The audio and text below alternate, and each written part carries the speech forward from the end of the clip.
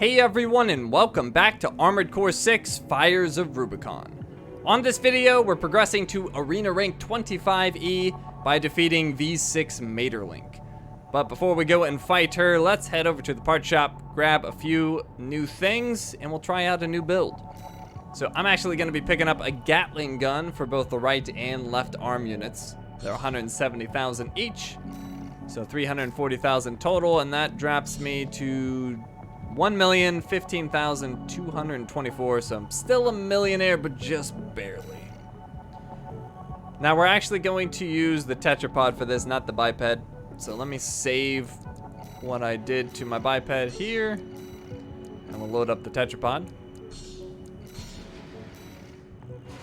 And then let's go ahead and throw our Gatling guns on.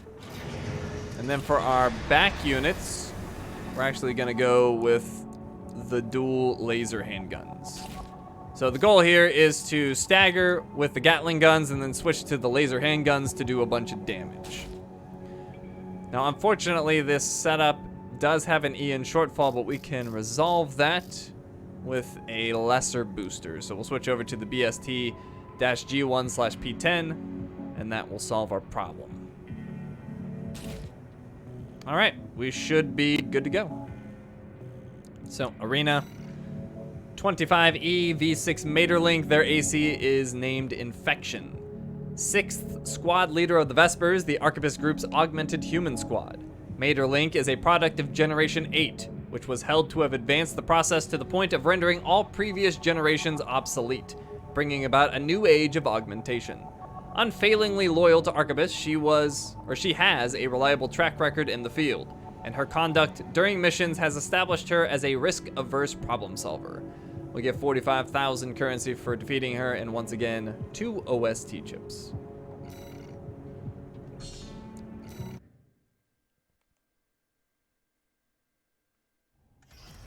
Arena Combat Aptitude Evaluation Program, number 25, rank E. Subject AC, Infection.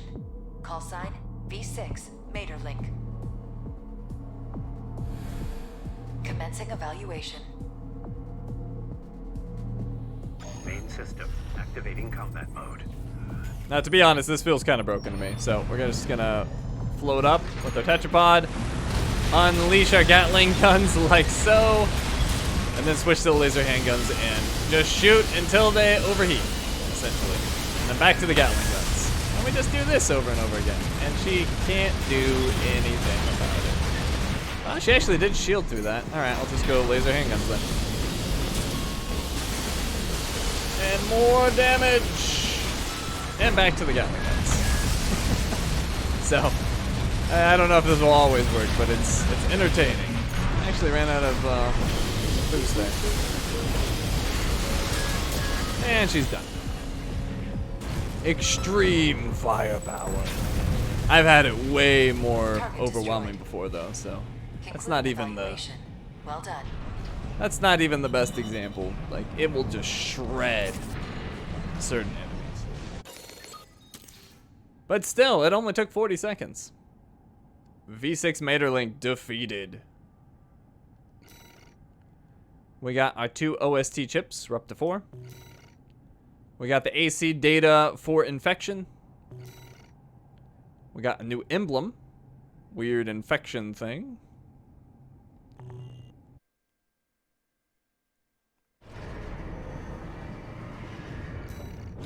And we are now ranked 25E. So let's check out some of the other stuff that's new in the part shop. So for our right back unit, we have a grenade cannon, Songbirds. Compact double-barreled grenade cannon developed by Melanite. Commissioned for medium-weight ACs, its compact size reduces its explosive power, but the double-barreled format makes strides towards resolving the issue. So attack power is 754 times 2, and impact 745 times 2. Pretty massive. Total rounds is 42, so not bad. They give you a decent amount of ammo. Weight is actually not that bad, 5,500, and EN load is about medium, 285. I really like the Songbirds. I think this is an awesome back unit. It's like the only back unit I really like so far. So definitely going to be experimenting with this. Then we have the missile launcher, the BM-G2/PO5 MLT-10. 10-cell missile launcher developed by Furlong Dynamics. Missiles track targets and explode on hit, contributing greatly to buildup of ACS strain. Oversized model for heavyweight builds, capable of multi-lock.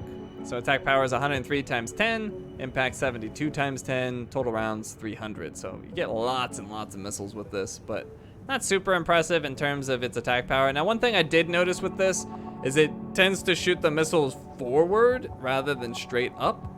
And I don't know, it could be good or bad doing that approach, but I found that all the other missile launchers kind of went up, and this one goes a little more horizontal, so horizontal instead of vertical.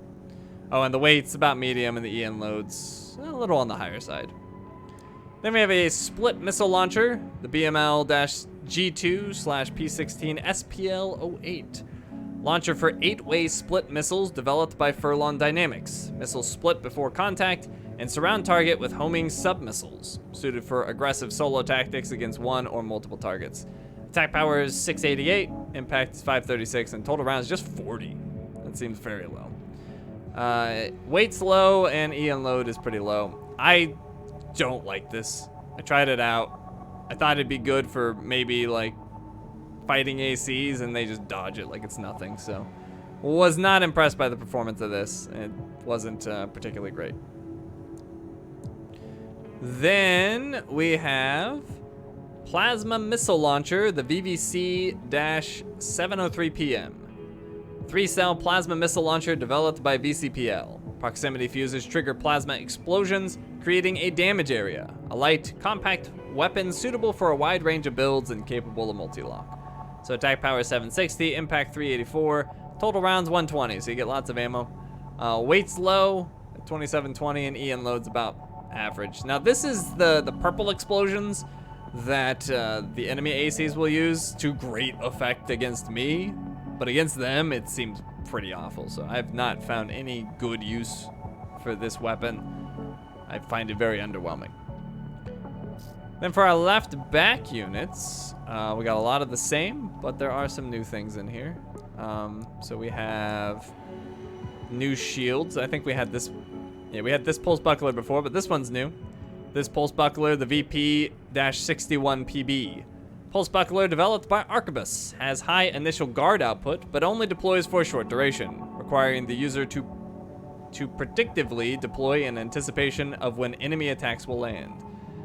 So damage mitigation and impact dampening of 35, deployment range is 180, about medium-sized weight, and about medium EN load. I still have not found any use for shields whatsoever. I want there to be a use for shields. Hopefully there will be at some point, but I found the dodging and mobility is just better in general, and just having more firepower. So I've yet to find a use for these, but maybe someday. And it's not the only shield we got. We also got the VP-61PS. Pulse shield developed by Arquebus, used by the Vespers. This shield boasts excellent damage mitigation.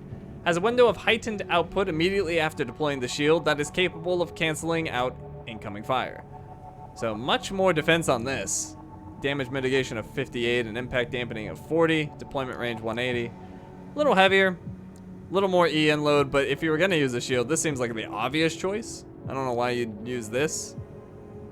I mean, unless you just wanted to save some money, but that doesn't seem like a lot. So I would go with this if you're a shield person, but yeah, that's just kind of a confusing choice there. I don't feel like it's much of a choice at all. All right, and the rest of that's duplicates from the right back units. So that's all of the new back units. Once again, I really just like these songbirds, and I probably will use them at some point. I just got to figure out how to incorporate it into a build because it's a bit heavy.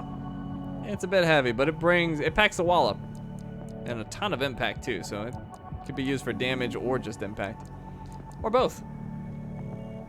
Alrighty, so we're gonna go ahead and wrap things up right here. Thank you for watching, and I will see you next time.